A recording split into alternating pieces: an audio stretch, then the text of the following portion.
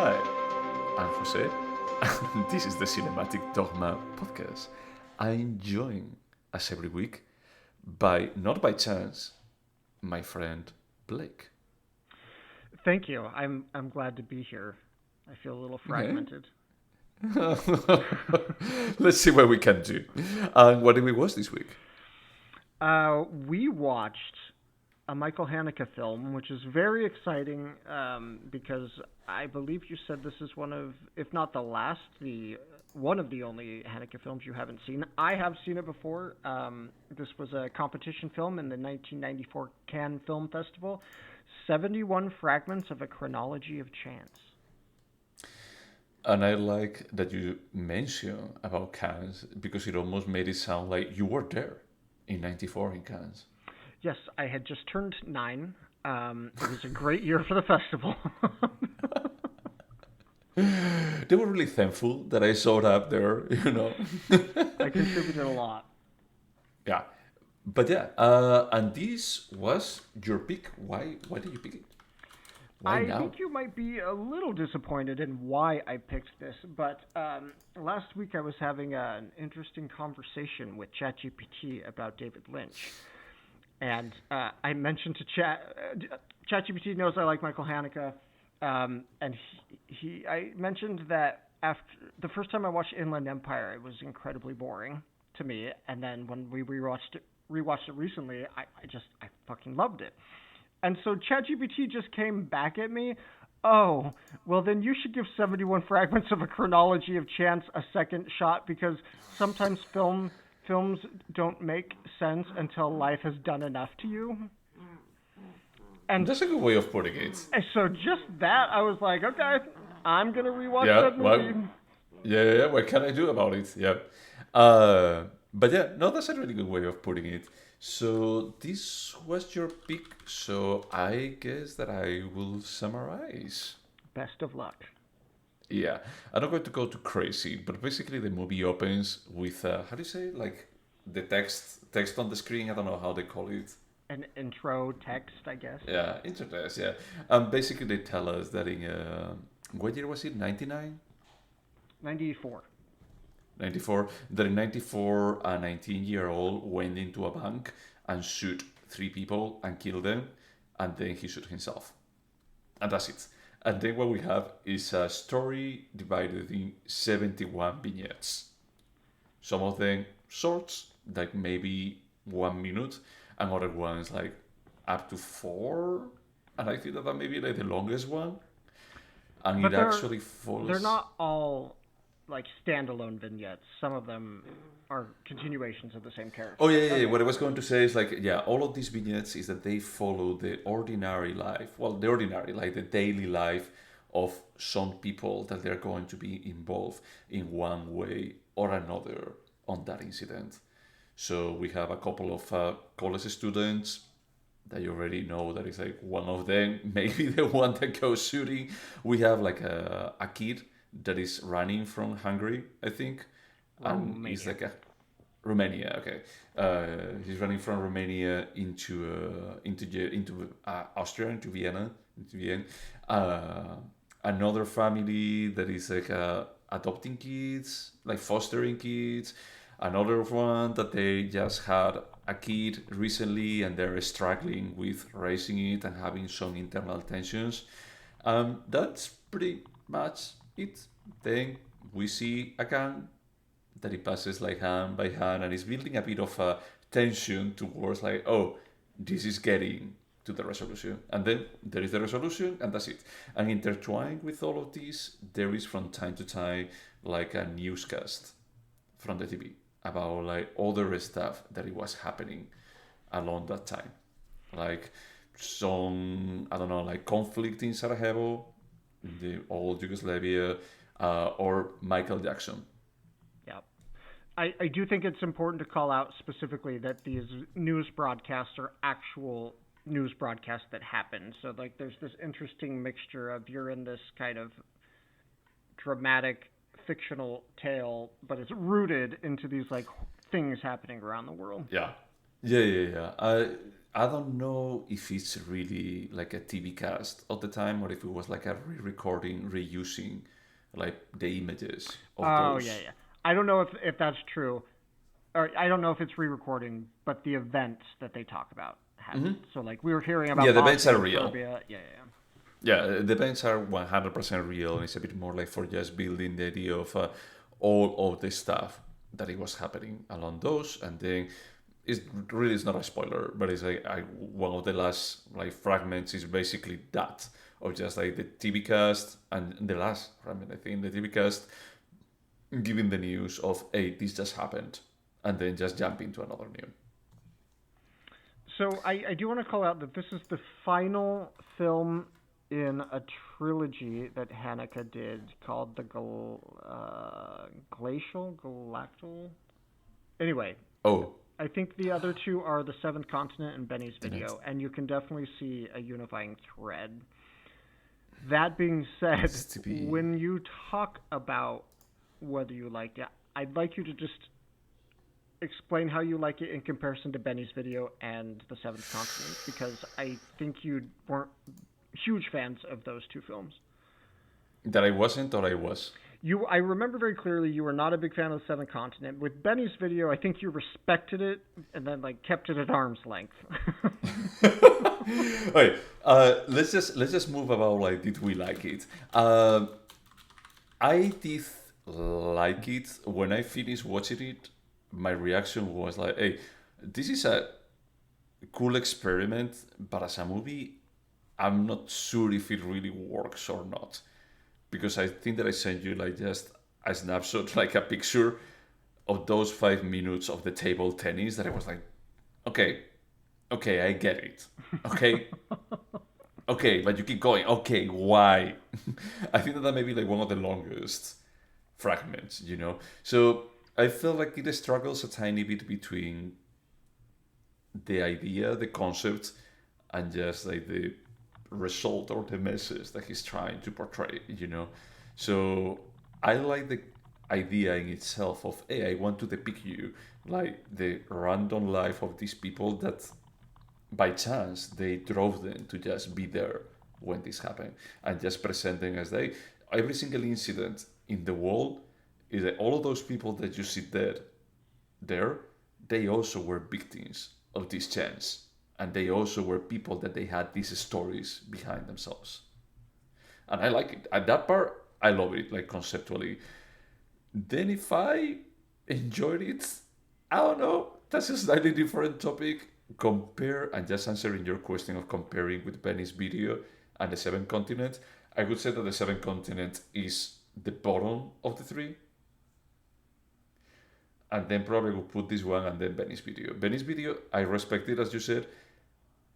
It's so raw and so gut wrenching that I don't know if I could rewatch it.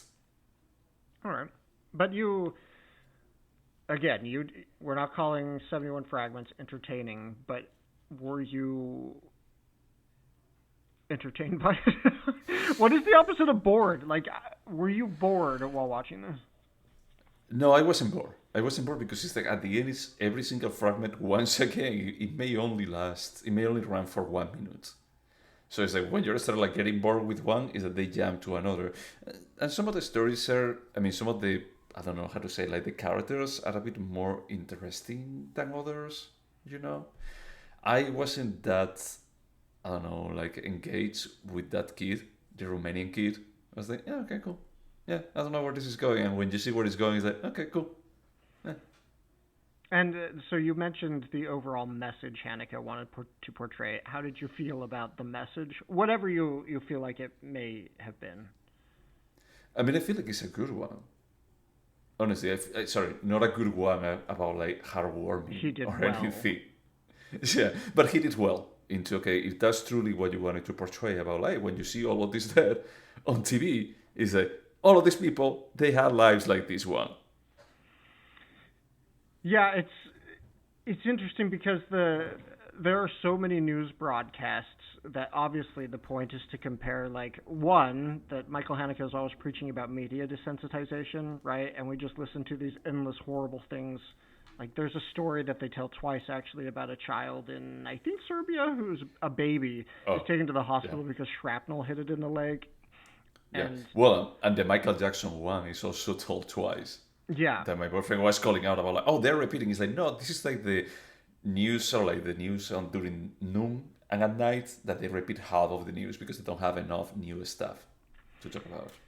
and I get it that I feel like he's lecturing from two points of view. One, like, hey, when you hear these things on the news, there's these like crazy backstories to each individual person that is reported as a number, um, and also I feel like he's obviously preaching about how alienation is the norm, not the exception. Like there's not a ton of dialogue in this film, but when characters do talk to each other, they never once look each other in the eyes. They just speak at people, but they don't look at them. Like it's all about how you can't connect.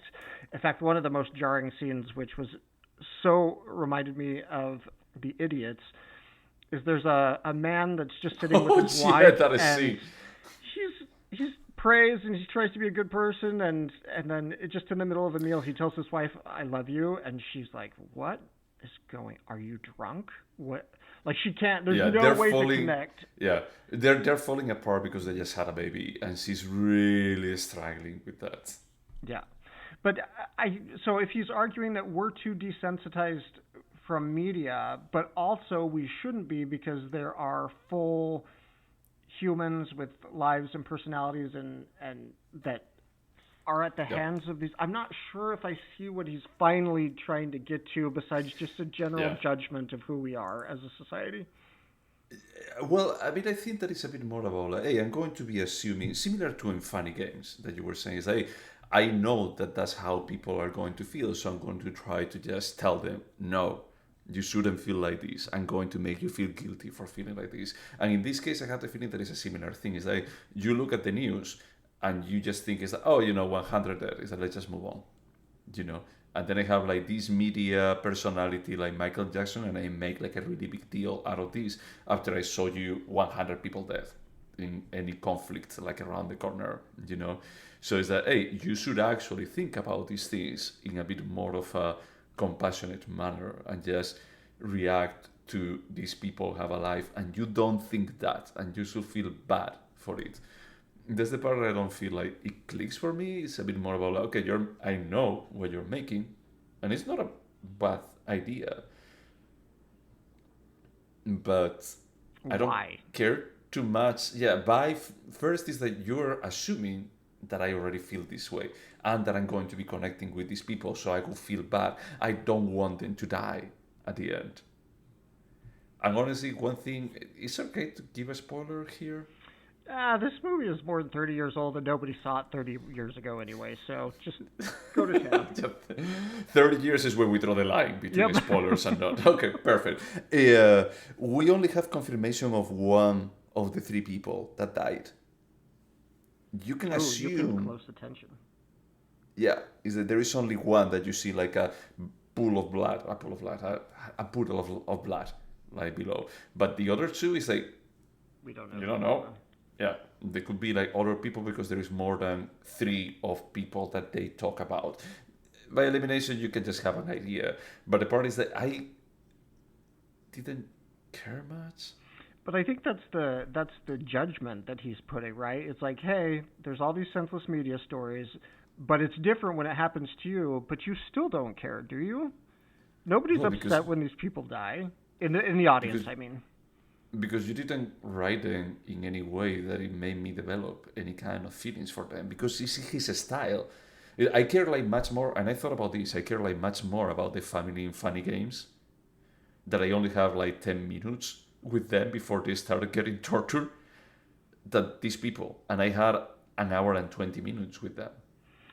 so people describe Michael Haneke's style as extremely clinical, and I think it is what you're describing, where there's just it's almost like no emotional connection is allowed Yep. in his films.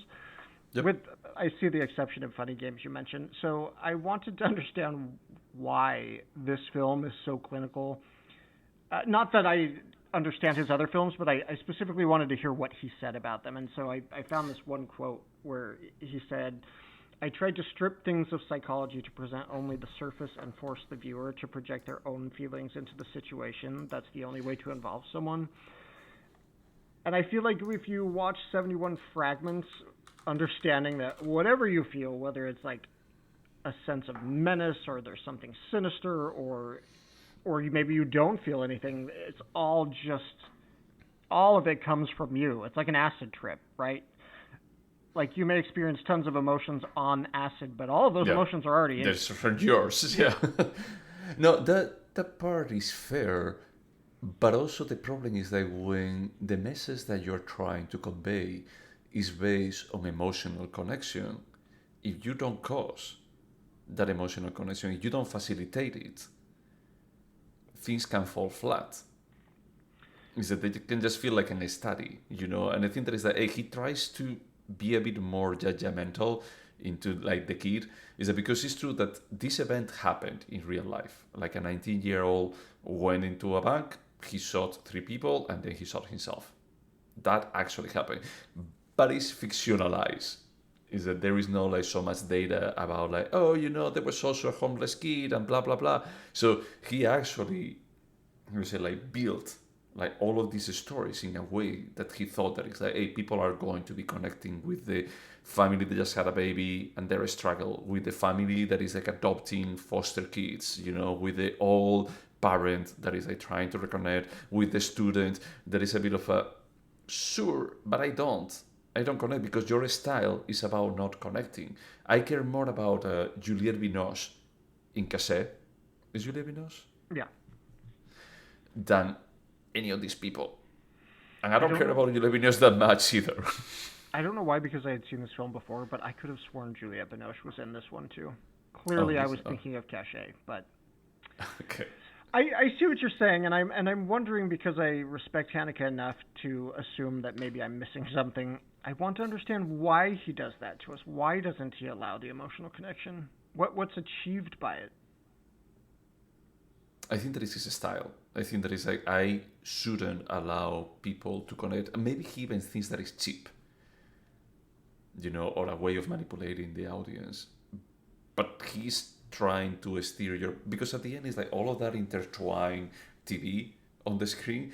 I think that is actually for just steering how you feel and steering like the contrast of the normal life and all of this dead, but knowing that these people are going to be dead. I'm going to read you one more quote and then I'll stop with the quotes, I promise. But Haneke said, well, let me just read it. My films are intended as polemical statements against the American barrel-down cinema and its disempowerment of the spectator. They're an appeal for a cinema of insistent questioning. Yep. I think once you look at his films that way, he certainly makes me ask questions, and I'm always left wanting more. Did we watch Time of the Wolf? I can't remember. Yeah, we did. Like, that's a perfect example of where he's not giving you enough and it's infuriating, but that's the point of the experience. Yeah, I mean, it left me with the question of like, what the fuck were you thinking, Haneke?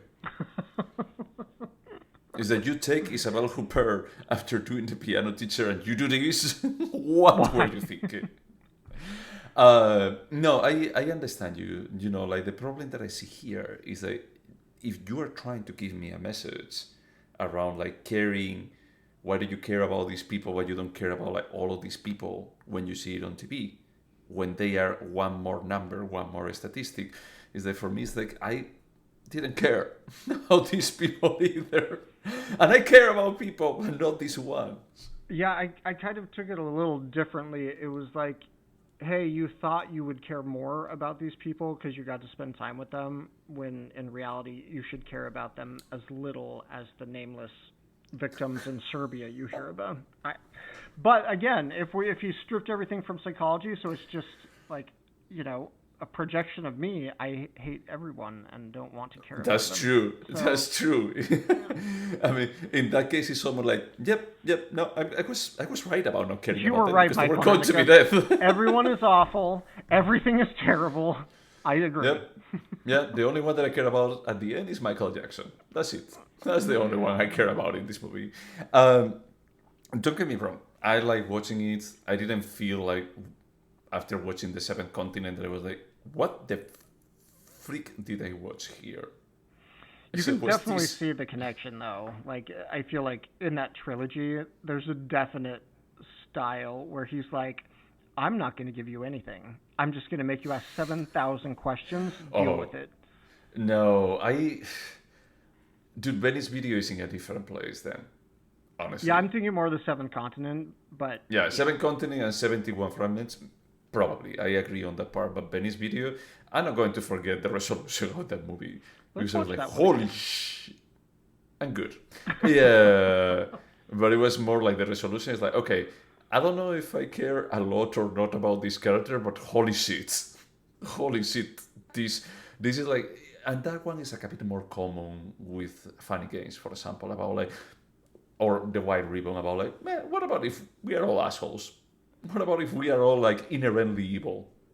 Now I'm wondering, because 71 Fragments is based somewhat on a true story, and so is the Seventh Continent. Benny's Video Yeah, must, and that's. Did I forget that on purpose? I never thought it, and now I'm scared of checking it out. Oh my god. And this is before Venice Video. It's a horror crime movie. Yeah, yeah, that sounds about right. I'm so nervous for the answer. Oh no, it's not based on a specific real life event. Thank God. Phew. Thank God. Yeah, All right. we dodged a bullet there. At least we only know this horror only exists in his brain until he lets it out Yeah. into the world. So, Amor was his last movie before Happy End, and they didn't do anything else. Nope. There was talk of his next film. It even had a title. I think it's called Two Something. But I Oh. keep watching IMDb. Nothing's ever in production or pre-production, or I think he's probably done, which is a Yeah. real bummer, because Happy Yeah. Ends was not the right film to go out on. But whatever. I still have one more movie that I haven't watched by him, and I'm not going to watch it. That is called Unknown. Oh, I've definitely seen it, but I remember nothing about it. And why aren't you going to watch it? It's similar to Inland Empire. Eventually, I will watch it, but I just want to hold for a bit longer without watching it. I want to have like one there with like, oh, there is more Haneke to watch. Can you imagine if there was just like one David Lynch film you were just saving for a rainy day? That was Inland Empire until you forced me to watch it. Until I gave you the opportunity to watch it. To watch a lady in distress. Oh, I love it so much. Anyway, well, I do want to comment on the original ChatGPT question, or the suggestion. I will say that I was very compelled by the film this time. I wouldn't call it entertaining, but I was not bored, and I do think I got more out of it. That being said, it's dense. It's not dense. It's ungiving. It gives you nothing. It's a difficult film to watch, even if it's compelling. And I'm glad I watched it again. I think better of the film this time. Not that I thought it was bad. I just enjoyed it more this viewing. I don't disagree. I'm just thinking about like if it gives you nothing. I don't know, dude. Is like for example, like they jump like several times into the life of the person that ends up shooting, you know, like trying to build up like, hey, I'm not going to be like giving you anything, but I'm not going to be like giving you looking at the camera about like, oh, this is exactly what it was going on their brain, you know. But he makes a bit of an effort for giving something about him, don't you think? Like the relationship, like we don't see him talking with his father, but we don't see like the father, but we hear him talking with his father. Oh yeah, yeah. You know, so it's like, oh, so you're like portraying, you're trying to give me like a bit of psychology here. That's the only part that I feel is like, no, I prefer the wall is fuck, and we are inherently evil. From Venice Video, White Ribbon, Funny Games. than this about like a build up of tension and craziness, and then you just explode. Yeah, I prefer it when he gives us less rather than more. Yeah, yeah, and that part I felt like I don't need this. I don't need this, honestly. Because I don't know what you're doing. Is that you want like be clinical and detached, but you're also trying to almost not justify, but explain a bit like what was going on in his brain. I agree with what you're saying, and I am in constant awe that I can have such strong emotional reactions, regardless of what they are, to every film he's had. And it's not pure rejection or disgust. It's like, hey, what do I think about this? I don't know. Like, there's so much. Yeah, no, that's fair, and I think that that's an art. That's not an easy thing to achieve. That is like they are thought provoking. There you go. Thought provoking. Maybe the thoughts that come out of it are kind of boring or mundane. It may be the case where you arrive after asking the questions, but boy, does it. You're going to ask questions, and that's interesting. I remember talking with my uncle a long time ago. He used to tell me that it's like cinema before, like in the 70s, 60s, is that they wanted you to ask questions. It was not so much about like, hey, you're done and you move on with your life. It was more about like what you take away from it, like the kind of conversations that you're going to have afterwards. It was not so much about like, hey, I watched it with someone and hey, we have a good time, and then we talk like a tiny bit about like, oh yeah, that woman was hot. Is that no? It's more about like, what the fuck did we actually watch here? I mean, not as deep as that, but you know what I mean. Yeah. I mean, this makes me think of the Martin Scorsese comment he made about how Marvel movies are not movies; they're just an amusement ride. And I think that's kind of is that what he said? Roller coaster. So yeah, amusement rides. I think once films stop getting you to ask questions and you're literally just getting on a ride, I think that's what you're talking about. They don't really make these movies that much anymore. Yeah, would you say that, for example, like Marvel movies are in one end of the spectrum? That is, that they don't want you to think too much. It's almost like just sitting there and the images are like just going to your brain. And then on the other end of the spectrum, would you say that Haneke is there? I think Haneke's is towards the other end, but if you really want to go farther, it's more like Bellatar, right? No, he doesn't give you questions. He just gives you pain. I was going to say Berman. on the other side. But it's not like Bergman doesn't give you anything. You really fall in love with those characters, and yeah, but he wants you to also ask questions. It's not so much about like what you see is what you get. It's that what you see are the pieces that then you agree. Actually take away and then you recombine it in whatever way you want. It's a bit like David Lynch too. Yeah, that's true, especially that shift we talked about in his later career where he's decided not to try and show us coherent stories and just to say the random things he wanted to say in his head. Yes. But it works, honestly. It does. It works. It completely works. Who are we to judge him? Okay. All right. Hey, should we go over the questions? Yes, please. Alright, so Blake, would you watch 70? I'm going to be like calling in 71 fragments from this point forward. That's fine. Would you watch 71 fragments again? Without a doubt. Okay. Did you feel like it was? You said that it was not entertaining, but it was not boring. I don't know exactly what is the word in between, like passable. That's why I could only define it as not being bored. Like I didn't feel like picking up my phone. I didn't like message you. I was like, I need to understand where this is going right now. Yeah, when there was that scene where I texted you, I didn't have my phone in my hands. It was more like so long that I had enough time for just like looking for my phone, like just picking it up, or like just taking a picture and say like, dude, this is the definition of art house. This is the internet says that was only 3 minutes, so stop exaggerating. Sure, Sure, whatever. But yes, I could watch it again. Not tomorrow, definitely, but I would watch it again. And I think that this is a movie that it has to be interesting to watch with other people, with the right people. Yeah, like there's a minimum threshold of somebody who should Yeah, be. yeah, Yeah. yeah. It's not something that's like, oh, you know which movie I really like? Doctor Strange. It's like, dude, if you like Doctor Strange, I have the perfect movie for you next. It's like, no, it's not that.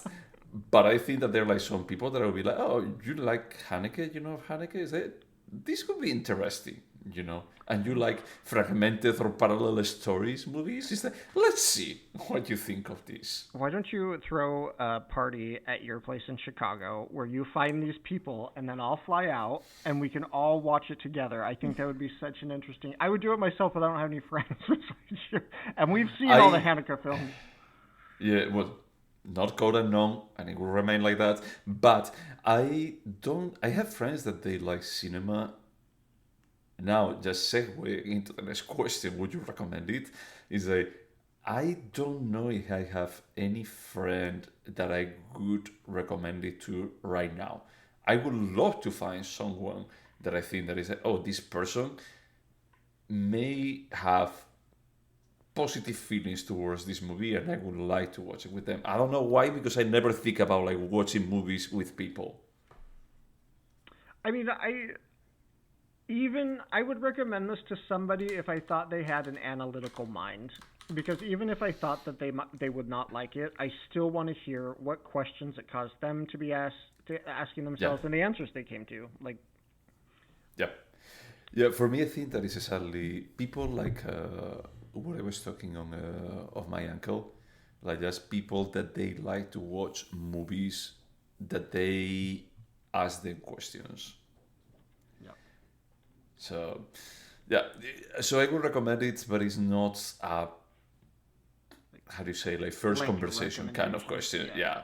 Yeah, yeah. It's like, oh, I watched the American version of Funny Games. It was okay. It's like, oh, you should watch this one. It's like, probably would recommend Cache first.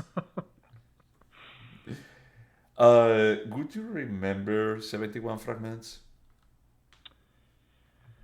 Hold on, let me think about that question. The answer is going to be no. I remembered I hate saying gimmick, but the gimmick of 71 cuts, but I didn't even remember that this was about a mass shooting. So, no. Yeah, I think that with the title, yes, you can remember that part. That is like 71 mini vignettes. When you start the movie and it's like, oh yeah, that's right. It was like a shooting at the end, and it's like, I don't think that I will remember anything else until I don't start seeing each one of the fragments. And it's like, oh yeah, the picture slap happens.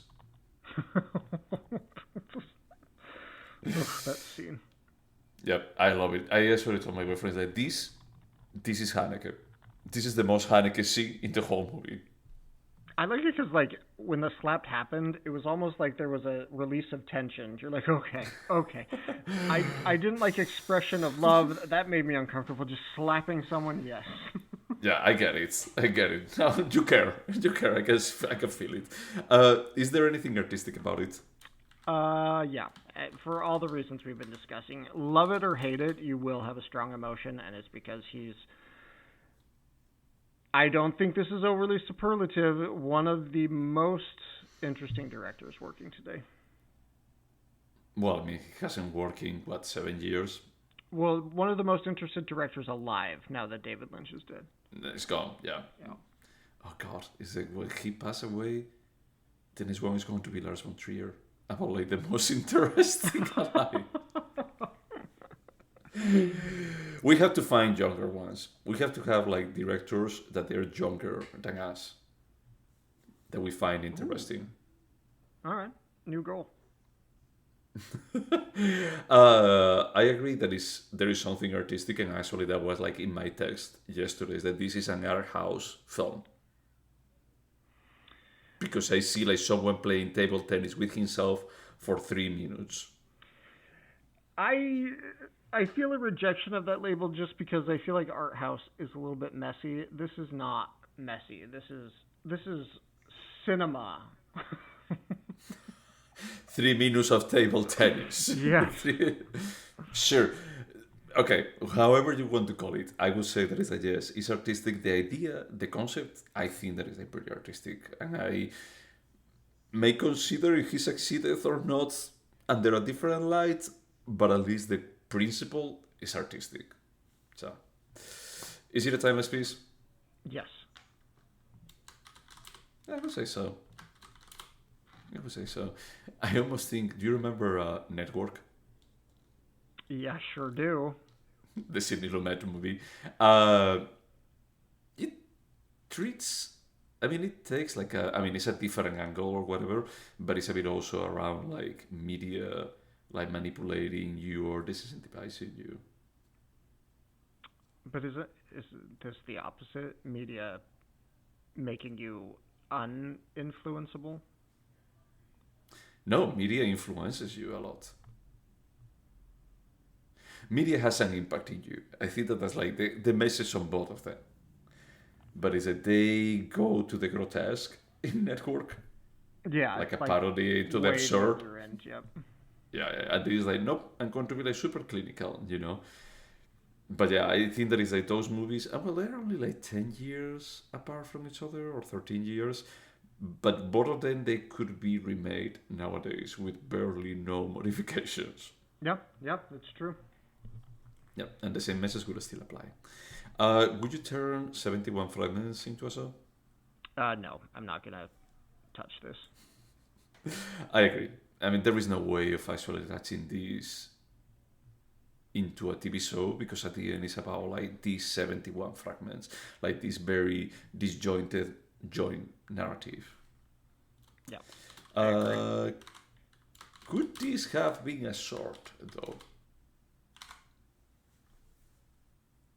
Um, Probably, but I'm gonna say no. But I feel like if you wanted to spend a little bit less time in the, randomness of the universe, probably could have gotten the point across in an hour. It's not that long anyway. It's only like an hour and 30 minutes, hour and 35. Yeah, I'm going to go with yes, solely because of that, because I think that you would have had the same result in 40, 50 minutes. That's I'm not gonna argue against that. Yeah, yeah, yeah. And it's more like maybe there is a underlying meaning of the Romanian kid around, but I didn't get it. So there are like many scenes with him, like roaming around the city. And it's like, okay, cool, but Uh, why should I care? So, uh, do you think this movie could have been better? I'm not gonna. I mean, yes, it's not a perfect film, but I don't know what to put for this one. Let's just put no.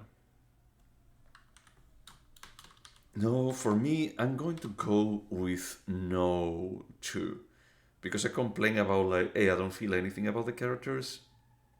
But if I were to feel something about the characters, I think that it would turn into a different movie, and I don't know if that would be a better movie. So, yeah, let's just go with no. And I think that this was the last question. So, should we score it? We should. This was technically my pick, so you score first. I'm going to go with the 7 for this one. Like 7, like a 7.0, like the number of fragments that you thought that there were there. I'm gonna go with an 8.25, and the because I think this is a little bit better than Heat, which was our last episode. Okay. I was thinking about Heat while we were recording. I think that Heat is better.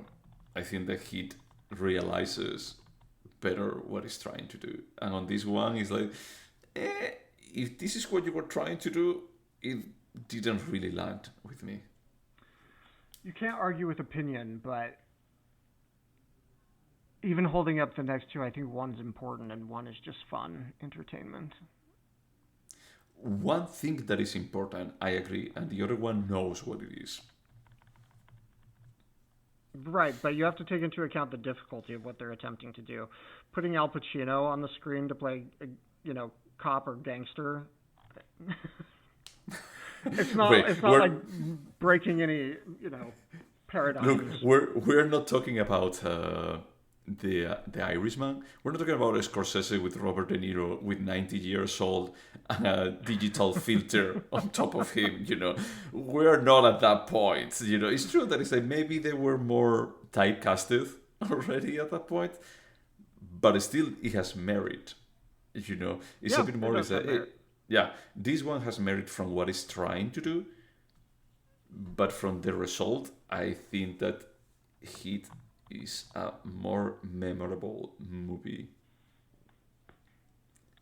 As you said, you were not bored, you were not entertained with 71 fragments. Where were you on that spectrum with Heat? The only reason I don't want to use the word entertaining is because I think it's vulgar to talk about this as entertainment. It's not. It's like a piece to make you think.